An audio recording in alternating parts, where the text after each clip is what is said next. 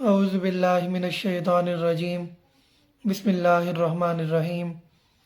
میں ادارہ اصلاح معاشرہ کے فیس بک پیج پر سب دیکھنے والوں کو خوش آمدید کہتا ہوں، اور ادارہ اصلاح معاشرہ کی طرف سے تمام پیج ممبران کو رمضان المبارک کی بہت بہت مبارکباد۔ اللہ رب العزت ہم سب کو رمضان المبارک کی برکات سے زیادہ مستفید ہونے کا توفیق عطا فرمائے۔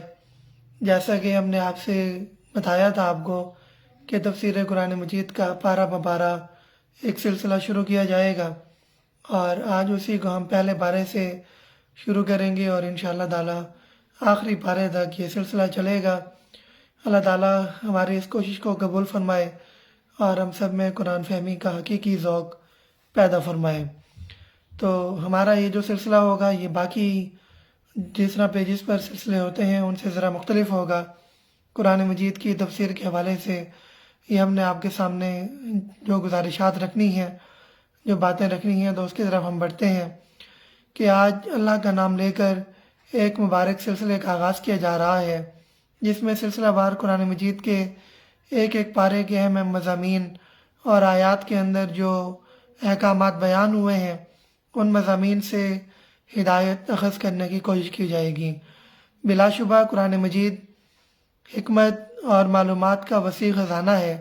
اس میں سائنس، معلومات، تاریخ، جغرافیہ، فلسفہ، نفسیات، معاشیات، سیاست، معاشرت، غرض یہ کہ ہر شعبہ زندگی کے بارے میں معلومات دی گئی ہیں۔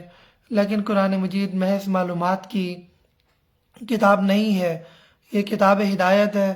یہی کتاب رہنمائی کرتی ہے، اور اس میں سے ہم نے ہدایت اخذ کرنی ہے جس کے لیے بنیادی شرط اخلاص ہے۔ نیت یہ ہو کہ صرف اور صرف اللہ تعالیٰ کی رضا کے حصول کے لیے ہم قرآن مجید کو سمجھیں گے، تاکہ اس کتاب سے ہم ایسی ہدایت حاصل کر سکیں جس سے ہمارے ایمان کو عمل اور جلا حاصل ہو۔ تو جب ہم قرآن مجید پڑھتے ہیں، قرآن مجید پڑھتے ہوئے سب سے پہلے ہم تعوذ پڑھتے ہیں۔ تعوذ کیا ہے؟ اعوذ باللہ من الشیطان الرجیم کہ سورہ نحل کی آیت نمبر 98 کے اندر نبی کریم صلی اللہ علیہ وسلم کو یہ پڑھنے کا اور باقاعدہ ایسا کرنے کا حکم دیا گیا ہے، کیونکہ سورہ اعراف آیت نمبر 116 کے اندر اور 17 کے اندر یہ شیطان کی بات آئی ہے کہ وہ انسان کو گمراہ کرنے کے لیے ہر طرف سے حملہ آور ہوگا، کہ اللہ تعالیٰ کو اس نے چیلنج دیا کہ میں تیرے بندوں کو گمراہ کروں گا۔ تو شیطان کے حملوں کے مقابلے کے لیے اللہ تعالیٰ نے ہمیں یہ ایک دفاعی حصار دیا ہے کہ اعوذ باللہ من الشیطان الرجیم کہ اے اللہ میں شیطان مردود سے تیری پناہ کے اندر آتا ہوں۔ اس کے بعد ہم تسمیہ پڑھتے ہیں۔ قرآن مجید کی تلاوت کے آغاز کے اندر تسمیہ یعنی بسم اللہ الرحمن الرحیم کہ خاص اللہ کے نام سے جو بے حد مہربان اور ہمیشہ مہربان رہنے والا ہے۔ یہ ایک دعائیہ کلمہ ہے کہ جسے کسی بھی کام کے آغاز میں اگر پڑھا جائے تو اس لیے پڑھنا مسنون ہے تاکہ اس کام سے خیر و برکت بھی حاصل ہو۔ اس کے بعد پھر سورہ فاتحہ ہے۔ قرآن مجید کی ابتدا میں سورہ فاتحہ ہے۔ فاتحہ کا مطلب ہے کھولنے والی، یعنی اوپننگ سورہ آف قرآن۔ اس سورہ مبارکہ کے کئی نام احادیث نبوی سے ثابت ہیں۔ سب المثانی بھی کہتے ہیں، یعنی بار بار پڑھی جانے والی صورت۔ ان آیات کے اندر یہ جو 7 آیات ہیں، ان آیات کے اندر در حقیقت فطرت انسانی کی ترجمانی کی گئی ہے کہ ایک سلیم الفطرت اور سلیم العقل انسان اس حقیقت تک آگاہی حاصل کر لیتا ہے کہ اللہ مجھ سے چاہتے کیا ہیں، میرے اعمال کی بنیاد کیا ہونی چاہیے۔ تو اس صورت کے اندر وہ ساری تفصیل بیان کی گئی ہے۔ اس کی تفصیل میں اگر ہم جائیں تو بات لمبی ہو جائے گی۔ مختصراً یہ ہے کہ اس دنیا میں ہمیں بھیجا کیوں گیا ہے، ہمیں جو سلیبس دیا گیا ہے اس سلیبس کو ہم نے کس طرح اس پر عمل کرنا ہے، اور کامیابی کا نتیجہ ہمیں کس طرح ملے گا، وہ سارا کا سارا سورہ فاتحہ کے اندر بیان کیا گیا ہے۔ پھر سورہ بقرہ کا آغاز ہوتا ہے۔ ابتدا کے اندر سورہ بقرہ میں ان لوگوں کا ذکر کیا گیا ہے کہ فلاح پانے والے لوگ کون ہیں۔ قرآن مجید یہ جو کتاب ہے یہ در حقیقت متقین کے لیے بنائی گئی کتاب ہے، بھیجی گئی کتاب ہے، اور اس کتاب سے کون کون لوگ فائدہ اٹھا سکتے ہیں، پہلے والی کتابوں کا تذکرہ کیا گیا ہے، اللہ کی راہ میں مال خرچ کرنے کا حکم دیا گیا ہے۔ پہلی جو 20 آیات ہیں، ان 20 آیات کو اگر ہم مختصر طریقے سے بیان کریں تو ابتدائی جو آیات ہیں ان آیات کے اندر مسلمانوں کا تذکرہ کیا گیا ہے، پہلی آیت سے لے کے آیت نمبر 5 تک۔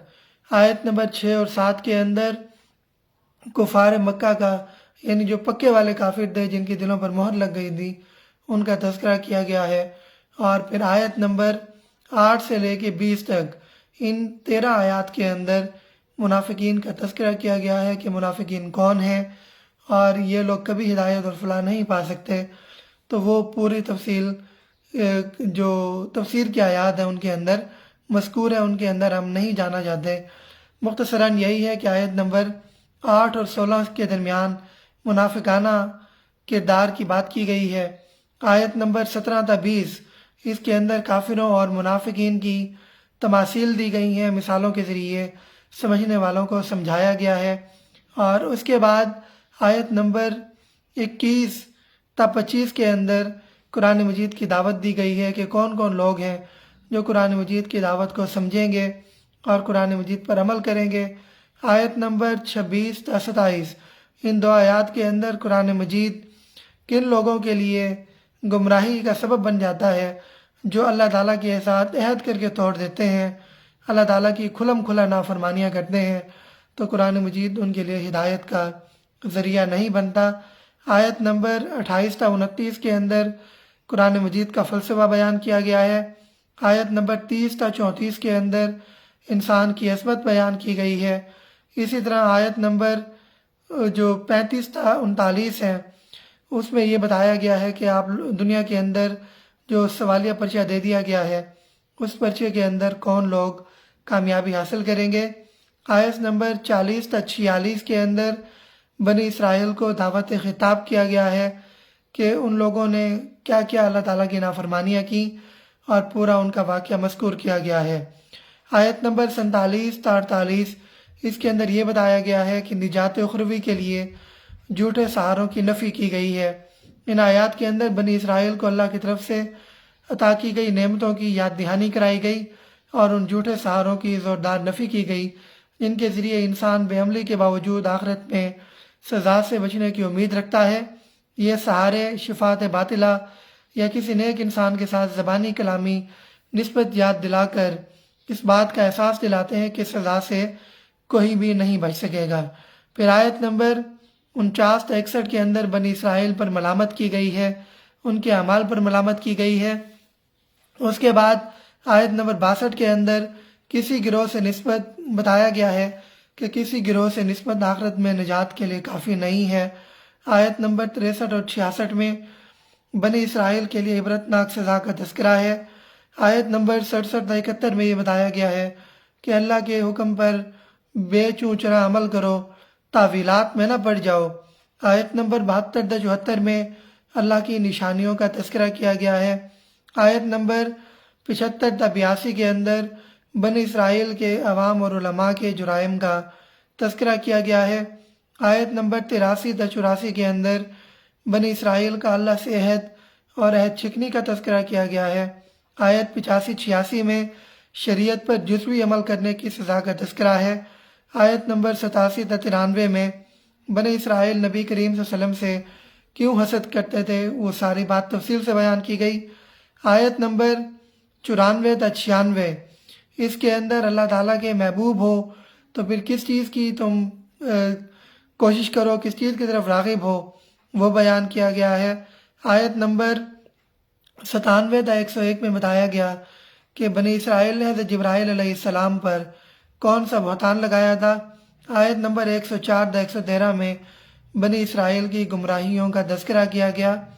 آیت نمبر 114 تا 118 کے اندر بنی اسرائیل اور مشرکین مکہ کے جرائم کا تذکرہ کیا گیا ہے۔ آیت نمبر 120 اور 119 کے اندر بتایا گیا کہ دائی کا کام حق پہنچانا ہے، منوانا نہیں ہے۔ آیت نمبر 121 کے اندر تلاوت قرآن مجید کی حکمت بیان کی گئی کہ کیوں تلاوت قرآن مجید کرنی چاہیے۔ آیت نمبر 122 تا 123 کے اندر بنی اسرائیل یعنی یہود کے ساتھ خاتمہ کلام کیا گیا۔ اس پارے کے اندر زیادہ تر روح سخن یہود کی طرف رہا اور یہاں پر ان کی بات ختم کی گئی۔ اس کے بعد آیت نمبر 124 کے اندر حضرت ابراہیم علیہ السلام پر جو آزمائش آئی، جو امتحان آیا، وہ داستان بیان کی گئی۔ آیت نمبر 125 تا 126 کے اندر بیت اللہ کی عظمت کا بیان کیا گیا۔ آیت نمبر 127 تا 129 کے اندر حضرت ابراہیم اور اسماعیل علیہ السلام کی دعا کا تذکرہ کیا گیا۔ آیت نمبر 130 تا 31 اس کے دوران یہ بتایا گیا کہ ملت ابراہیمی کیا ہے، اور اس بات سے بھی آگاہ کیا گیا کہ حقیقی دانش مندی کی روش یہی ہے کہ ملت ابراہیمی کی پیروی کی جائے۔ ملت ابراہیم سے مراد یہ ہے کہ جب بھی اللہ کا حکم سامنے آ جائے تو سر تسلیم خم کر دیا جائے، اور آیت نمبر 132 تا 133 میں اللہ والوں کی وصیت یعنی حضرت یعقوب علیہ السلام، حضرت ابراہیم علیہ السلام کی اپنی اولادوں کے لیے وصیت بیان ہوئی ہے۔ اور آیت نمبر 134 تا 141 کے اندر یہ بتایا گیا ہے، اس کا تذکرہ کیا گیا کہ نجات کا دار و مدار اپنے عمل پر ہے۔ ان آیات میں بنی اسرائیل اور یہود کی گمراہیوں کا جواب دیا گیا کہ اول آخر وضاحت کی گئی کہ وہ گروہ تھا جو گزر گیا، کوئی آخرت میں نجات کے لیے نیک لوگوں سے نسلی تعلق نہیں بلکہ اپنے اعمال کام آئیں گے۔ یہودی، عیسائی یا خاندان میں کسی عالم یا کسی عالم کا تعلق ہونے سے نجات نہیں ملے گی، بلکہ ہدایت کا راستہ یہ ہے کہ ملت ابراہیمی کی پیروی کی جائے۔ اللہ کے نزدیک اسی کا ایمان قابل قبول ہے جو تمام انبیاء پر ایمان لائے۔ کسی ایک نبی کا انکار بھی انسان کو کافر بنا دیتا ہے۔ یہ تو تھا آیات کے ذریعے قرآن مجید کی تفسیر کا طریقہ کار۔ اب اس پارے کا اگر ہم مختصر خلاصہ کریں تو اس پارے کے اندر کل 5 باتیں بیان کی گئی ہیں۔ پہلی بات اقسام انسان۔ اقسام انسان 3 ہیں: مومنین، منافقین اور کافرین۔ پھر مومنین کی 5 صفات مذکور کی گئی: ایمان بالغیب، اقامت صلاۃ، انفاق فی سبیل اللہ، ایمان بالکتب، یقین بالآخرت۔ پھر منافقین کی خصلتیں بیان کی گئی: جھوٹ، دھوکہ، عدم شعور، قلبی بیماریاں، سفاہت، احکام الہی کا استہزاء، فتنہ، فساد، جہالت، ضلالت، تذبذب۔ اور کفار کے بارے میں بتایا گیا کہ ان کے دلوں اور کانوں پر مہر لگا دی گئی ہے اور آنکھوں پر پردہ ہے۔ اعجاز قرآن۔ جن صورتوں میں قرآن کی عظمت بیان ہوئی ہے ان کے شروع میں حروف مقطعات ہیں، یہ بتانے کے لیے کہ انہی حروف سے تمہارا کلام بھی بنتا ہے اور اللہ کا، مگر تم اللہ کے جیسا کلام بنانے سے عاجز ہو۔ اعجاز قرآن یہ ہو گیا۔ پھر قصہ حضرت آدم علیہ السلام کہ اللہ تعالیٰ کا حضرت آدم علیہ السلام کو خلیفہ بنانا، فرشتوں کا انسان کو فسادی کہنا، اللہ تعالیٰ کا آدم علیہ السلام کو علم دینا، فرشتوں کا اقرار عدم علم کرنا، فرشتوں سے آدم علیہ السلام کو سجدہ کرانا، شیطان کا انکار کرنا اور مردود ہو جانا، جنت میں آدم علیہ السلام کا اور حوا علیہ السلام کو شیطان کا بہکانا، اور پھر انسان کو خلافت عرضی کا عطا ہونا۔ احوال بنی اسرائیل۔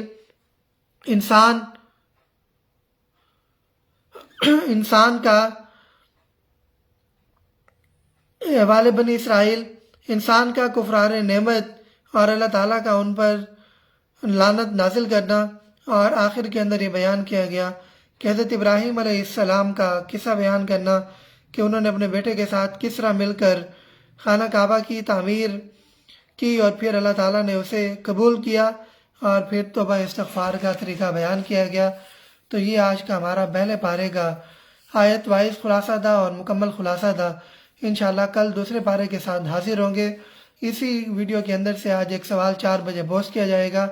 جو لوگ درست جواب دیں گے، 30 دن تک جو لوگ جواب دیتے رہیں گے ان کی باقاعدہ قرآن اندازی کی جائے گی، اور پھر آپ لوگوں کو اس میں سے بیش قیمت انعامات دیے جائیں گے۔ بہت شکریہ، جزاک اللہ۔